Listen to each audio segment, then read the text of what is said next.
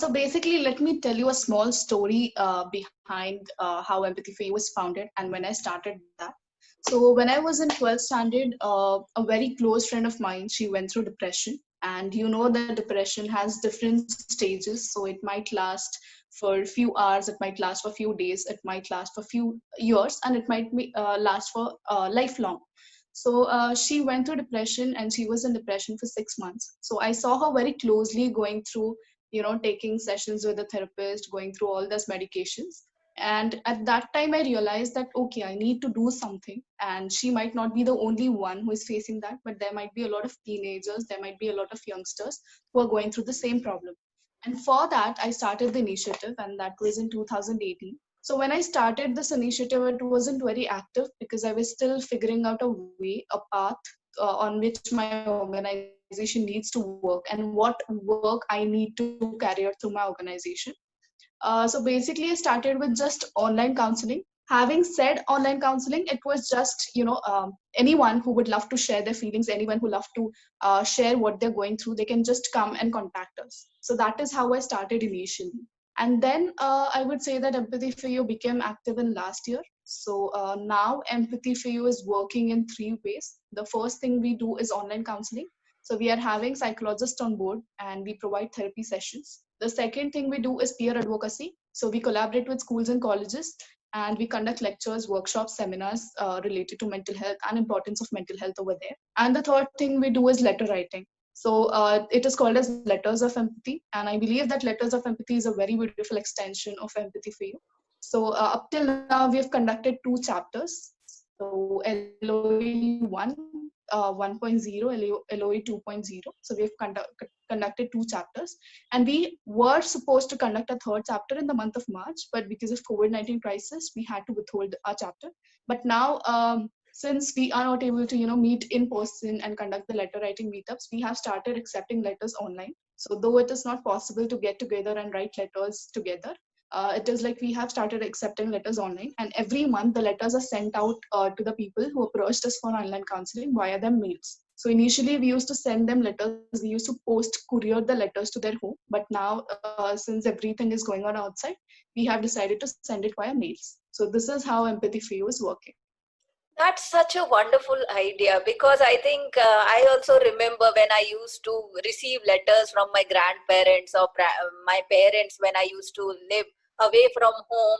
There was some personal connection, and that you don't need to be interacting in person with with anybody. Just a letter, just convey your thoughts and convey your emotions through letters, and it adds such a significant value to your life. I would also like to mention that I have started sending picture postcards to people. I do this every new year to all my close peer friends and relatives. I send picture postcards. It is just a small gesture, and it doesn't, as I said, kindness does not come with a price tag. uh, I would like to know something, that the environment has a very big impact on our personality, on our mental health. And we, as a child, and when we are growing up, we are constantly nagged or compared with others, and unknowingly or knowingly, we are drawn into the rat race and this whole culture of comparing yourself with others and determining your life based on what others are doing. So what are your thoughts? How should we break this stereotype? Hi, All right. this is Bill Murugan. Sorry to interrupt. Yeah. No, I just wanted to be, share my, thoughts as well, actually. So, Yeah. Yeah, please tell. Yes. okay. So, I'm belongs to an software industry. So, where we circle with the kind of stress mostly. So, the number one is that we could see is the financial stress, and work is second one is the work pressure stress, which we usually will get that. Okay. So what happened is that, right, when I had an interaction with the colleagues, okay, they feel that, okay, they have been, mounted with the pressure, okay, only they are going through. Okay. So when I had a talk to the different kinds of people, okay, where I understand that everybody is going through the one kind of pressure. Okay, so what happened is that I asked the field them to talk with that. Okay, what is the challenges which they are facing? So how, what they wanted to be, move forward on this one. So where I had, when I had a personal thought with that, okay, where everybody will be in the same line where they have passed through this kind of troubles. So what had happened is that where I created some kind of a farm group with the people, okay, which belongs to my certain peoples have the same thoughts. So to exchange that what is going on their projects, so where they feel that okay, everybody will feel the same pressures, so it's relax them to guide and as well as seek to guide them to solve the issue. Okay, so this is another way of is another way of having the personal touch with them, to what is that, what we called as an to move forward in their life, saying that everybody are in the feeling the same pressure. Hmm. Thanks for sharing Yeah. your So views. As I already asked, Shalmili, do you want to express your thoughts on what Velmurugan said just now? Yeah, that's really great. So along with showing empathy in the way we are doing writing letters, definitely as he said, he suggested that could also be one of the ways to be empathetic to the people, towards people, being lovable, being compassionate towards them. So yeah, definitely that's really great. Yeah, so coming back to the question, as I said, we become disillusioned with the stereotypes that are surrounding us. How do we come out of that? All right, so I was saying that we are living in the 21st century, and with being a technological era outside, it's pretty sure that everyone will be, will be nagged in that rat race, and everyone, a kind of has a pressure to prove themselves as successful, to prove themselves to be ahead of everyone. So I feel like sometimes it's all right if you pause. Sometimes it's all right if you sit back. So it's not always to be in that rat race to prove yourselves ahead of everyone. So I would like to suggest some of the tips on how you need to, I'm not saying that you have to back yourself or give up from that rat race and then come back and then you shouldn't do anything, but I am saying that you have to be in that race, or you have to be along with others. You have to keep yourselves proving always along with others, but there are also sometimes you need to pause and sit back. So first of all, I would say is pause. So, every day we're having so much. It's like we are having a to-do list to complete. We are having some short-term goals that we have written to complete. So I would say that sometimes it's okay to pause, because when you pause, it's like you are, taking off all the burden from your head. You are making yourselves calm. You're making yourselves relaxed. And when you come back again, when you start doing it again, it's like you're coming with a fresh mind.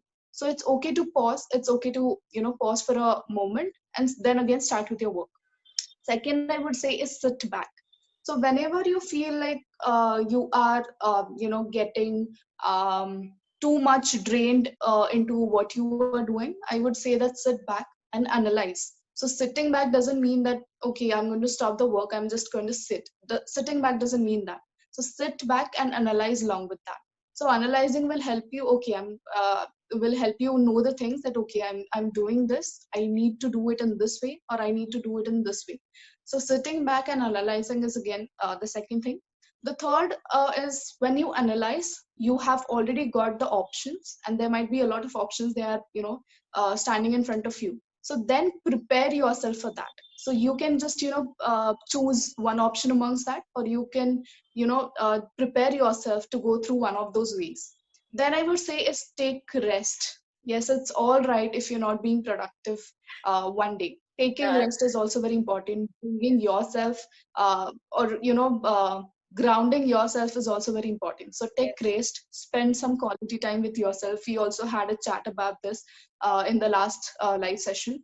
Like taking care of yourself and spending quality time with yourself is very important. And having said that, I don't mean to say that you have to take a whole day off and take care of yourself, sit with yourself. I don't mean to say that. But out of 24 hours, at least 5 to 10 minutes would be, taken out for taking care of ourselves or spending quality time with ourselves. Just like as I do, for me, quality time is, journaling. So when I'm journaling, it's like I'll just spend time with myself. I'll just bring myself to the ground and then I start writing the journal. So that is how I spend my quality time. For some people, it could be just, plugging in the earphones, listening to the music. For some, it could be just taking a walk on the terrace. For some, it could be just watching a sunset. So it could be anything, but you have to, take out time for yourself, at least 5 to 8 minutes every day.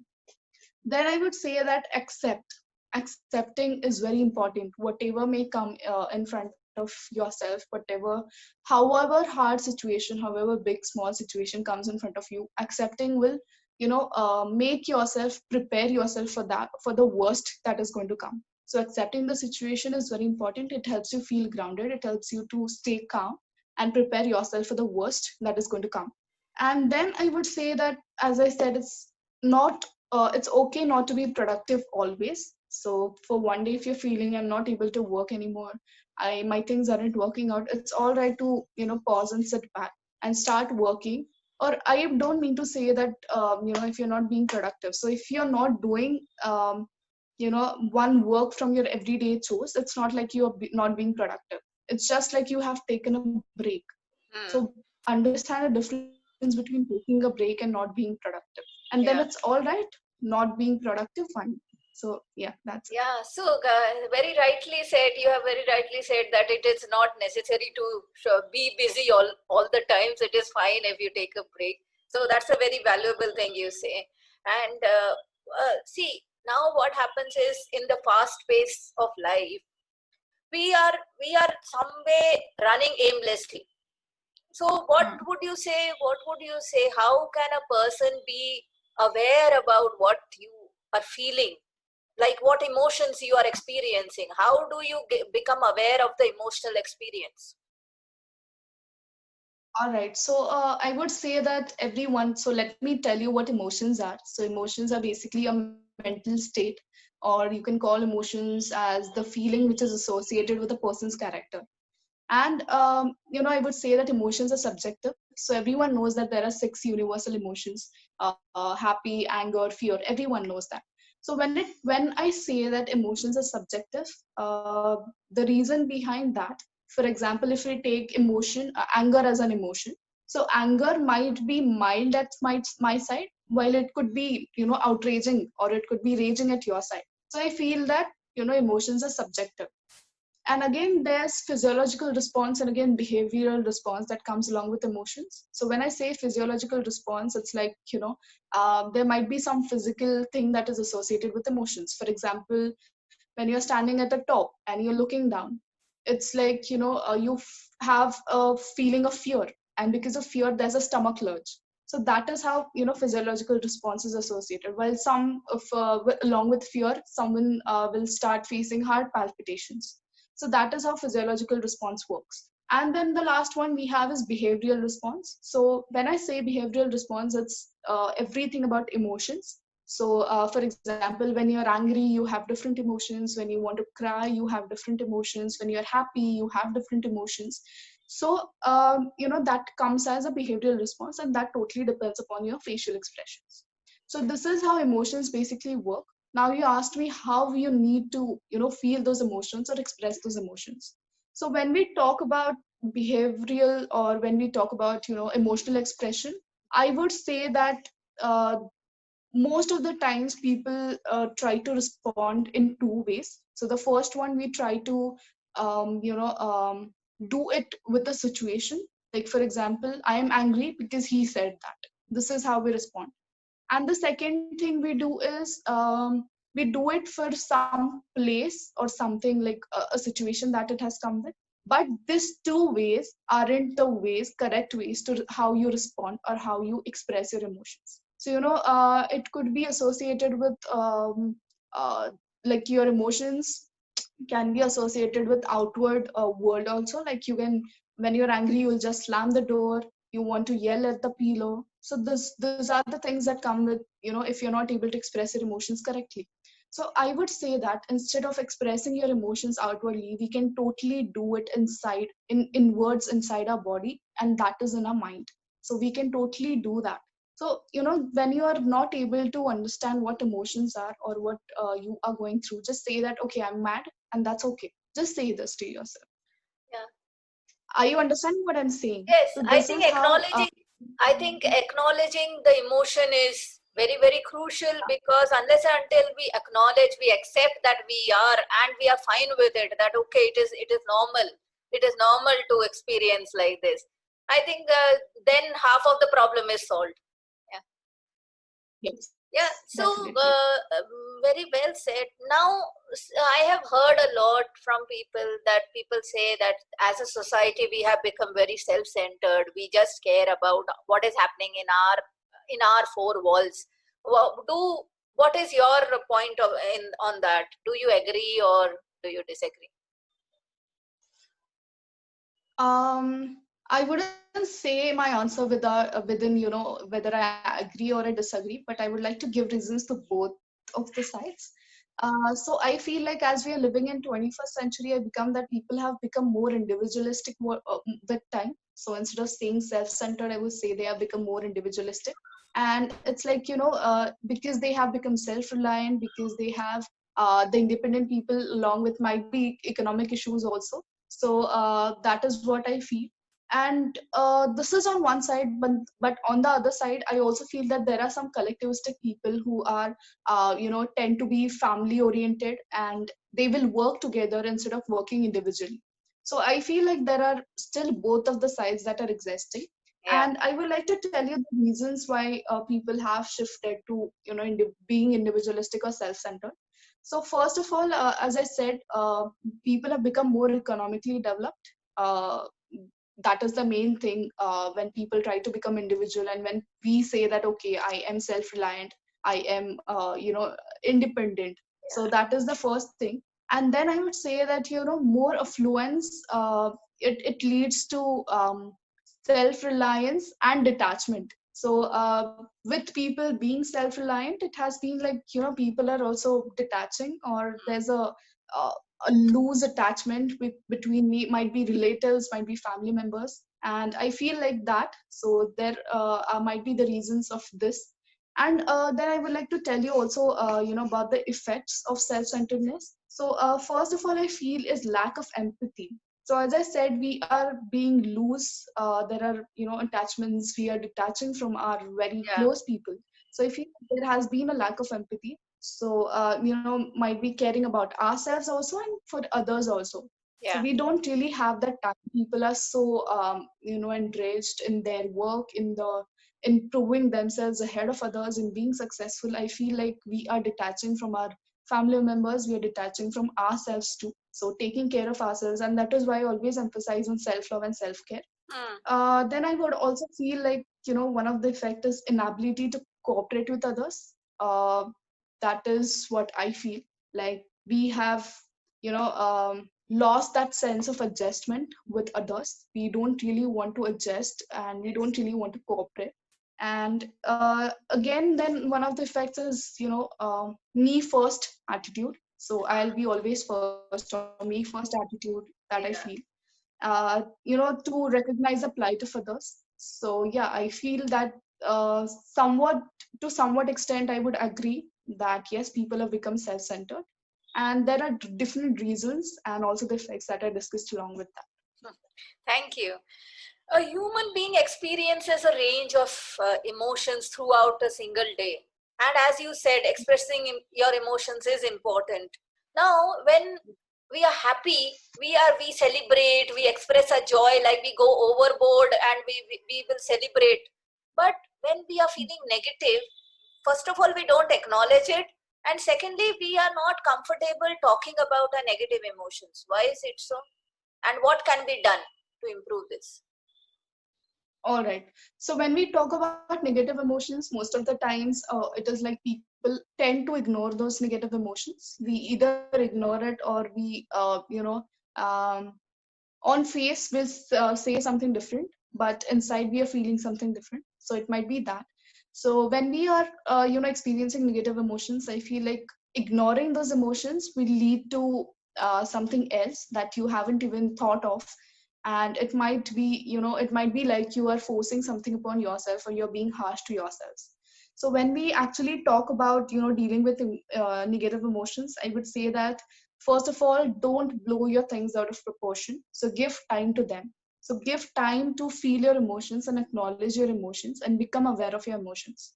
Now, how you need to become aware of your emotions? So when you're feeling like, okay, something is wrong with me, I'm feeling something else, I don't want to do something, or feeling low, I'm feeling sad, spirituality is really going to help you. So spirituality and your emotional expression, they have a direct relation. They're really going to help you. So when you close your eyes, and when you try to focus on yourself, try to shift all that focus on yourself, on your mind, and realize that, okay, mind is also a body part, and we really need to pay attention towards that. So when you do that, you actually become aware of yourself, and you actually become aware of the emotions that you're facing.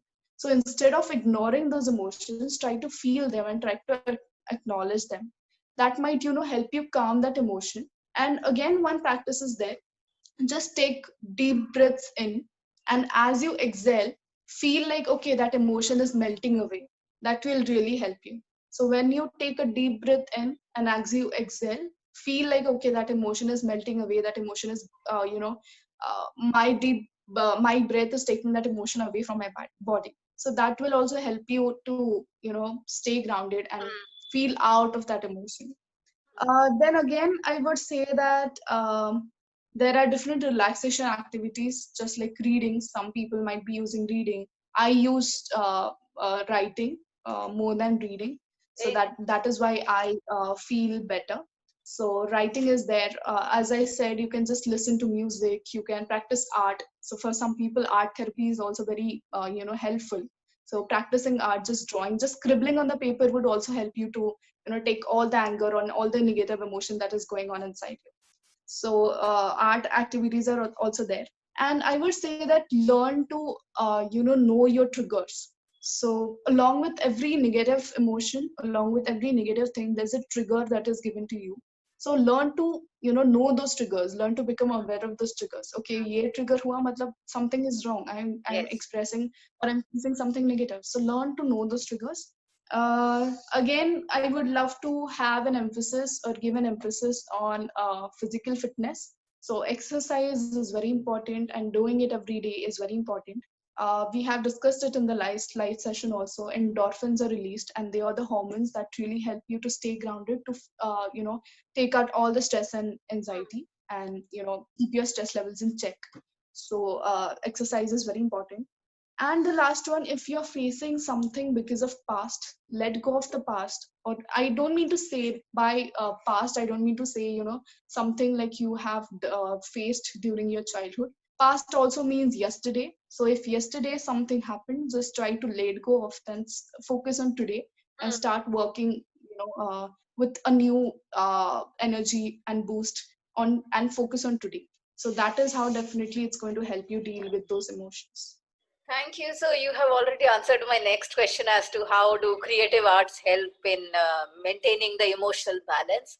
So I would also like to ask you one more question.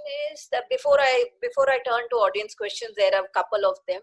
So before I switch to audience questions, I would like to ask you, anxiety is a deeper form of stress, is a higher level of stress. So how do people face anxiety issues? And a lot of people nowadays are having anxiety issues. So what is your measure to control anxiety? What do So you when suggest? we talk about anxiety, it's basically, it is a mental health condition. So people first should become aware of what stresses, what anxiety is, because uh, very easily we say that, okay, I'm feeling anxious. Okay, I might be having anxiety. I might be feeling stressed. I am depressed. So people first need to understand the intensity that goes beyond saying those words, Hmm, because stress is different, anxiety is different, depression is different. correct. And when you talk about stress, it might be positive also, it might be negative also, might be coming with the things that you are pressurized because of that also, it might be coming. But when you talk about anxiety, depression, those are mental health conditions, and that really require a cure, or they really require medication for that, depending on how serious it is. So first, people need to understand the difference between all these three, because very easily we throw those words out that I'm feeling depressed, I'm feeling anxious, anxiety has hit me hard, depression has hit me hard. So we first need to understand the difference. And you asked me about how one needs to face anxiety, or what are some measures in order to prevent anxiety.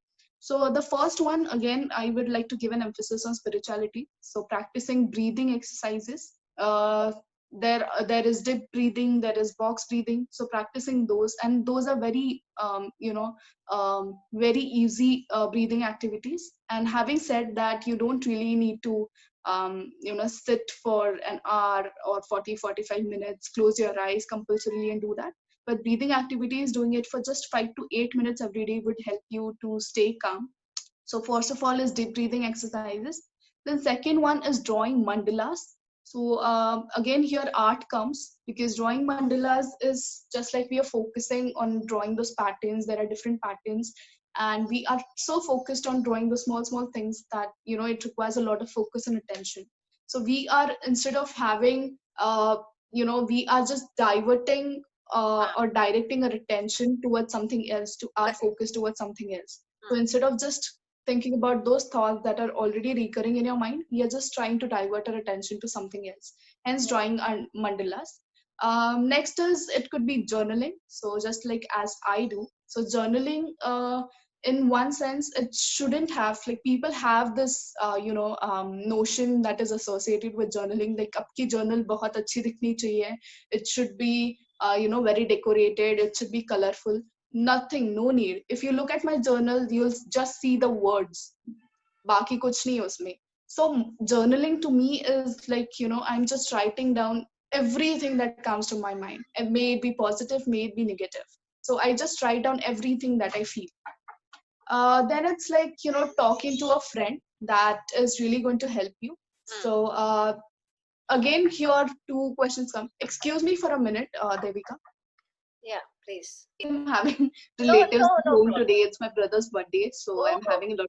Yeah, yeah. oh, All right. So I student. was talking about, the next important major for the one who are facing anxiety, and that is talking to a friend.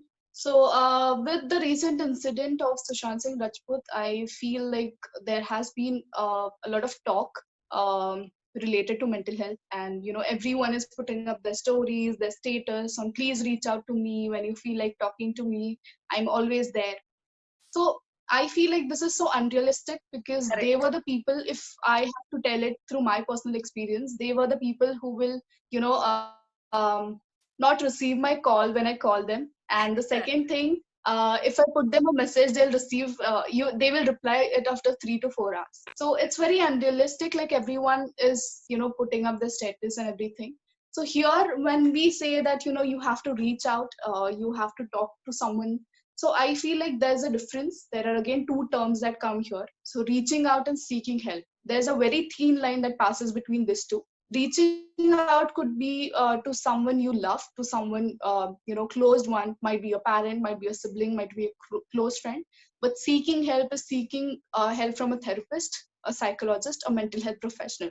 So people need to understand the difference between these two, like when to approach when. I know I'm not saying that reaching out is not going to help you in any way. Sure, it's going to help you, but that's going to be temporary, because talking to the people is definitely going to help you to take all that burden. But seeking help from a mental health professional, that is going to definitely going to help you to cure from the condition or the illness that you're going through. Not really very soon, but might take some time, and with the help of medication, that's totally going to be fine.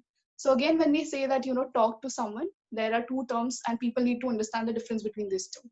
The next one is, I would say, is engage yourself in a hobby. Having said that, your hobby doesn't need to be extravagant. It could be as simple as watering your plants every day. So pick up a small hobby. So just like you indulge yourself in something. And then the last one is declutter your space. So as we are living in homes, and home is a place where we all relax. We are working from home nowadays because everything is closed outside. So in that, specifically in this moment, I feel like find a concentration corner for yourself in your home. And having said that, I don't mean to say that it should be something like set up a workstation and decorate your table and sit on that. I don't mean to say that. It could be your dining table, it could be your it could be any comfy piece of furniture, it could be table, it could be chair. So just find a place where you can sit and concentrate and focus on your work. So yeah, definitely that is going to help you in facing the anxiety or just staying calm and at peace of mind. Thank you so much for sharing your thoughts, Sharmali. So due to time restriction, the timer says it is 5 minutes left. So I'll ask you only one question. I received it over email. They said that how do we forget a bad incident in life? How do we get over it? All right. So when it comes to forgetting a bad incident, I would say that every side it has a bright side and it has a dark side. So why don't we focus on the bright side of that? And focusing on the bright side is like, that will definitely keep you going.